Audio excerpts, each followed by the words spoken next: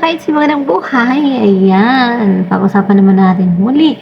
Kasi 'di ba napanood natin sa upload ni Doc Love na grabe. Bonggacious talaga to si si Sir Leo D. Biruin niyo nakailang pakain na siya. At yun naman, may pahabol na naman siyang pakain doon sa bahay nila ni Biancy. So, yun makikita po natin na hindi lang po iisang klase ang mga pagkain na dinala ni Doc Love doon sa bahay ni Biancy.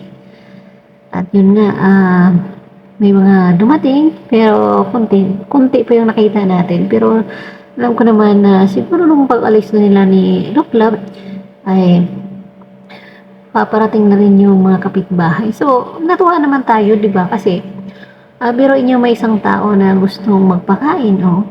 At alam naman natin sa panahon ngayon na hindi po lahat na nakakakain ng masasarap na pagkain. Pero lang sa mga mayayaman dyan. And then, ayan, syempre matutuwa yung mga kapitbahay kasi makakatikim ng pagkain na ganyan na alam natin hindi araw-araw kinakain. Sa ganun naman ay marami po silang natulungan, di ba? Maraming natulungan at maraming nabusog.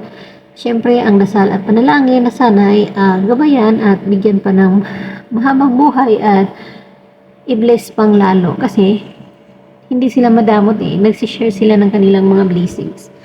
So, isa po si Biancy sa napakaswerte na nalingap ng kalingap. Kasi, kung ano naman, kasi diba, may mga taong maano yung puso. Kumbaga, kusang nagbibigay ng mga ganyang bagay na maraming masisiyahan at marami ang makakatikim. So, bihira lang po mangyayari yan. Sa amin nga, walang Kaya, pagsikapan natin yung ating channel na magkaroon din ng kita para naman pag uwi natin sa Pinas, meron naman tayong makikitang mabigyan at may share natin ang ating blessings. Kahit nasa may mga bata lang, kung ano lang yung kaya nating gawin, nakita sa ating YouTube channel, ay gagawin ko po pag-uwi, inshallah. So, ayun, pupunta kaya si Kalingap Ido, ang tanong, siguro. Siyempre kasi, may busy din kasi si Kalingap Ido sa kanyang buhay-buhay.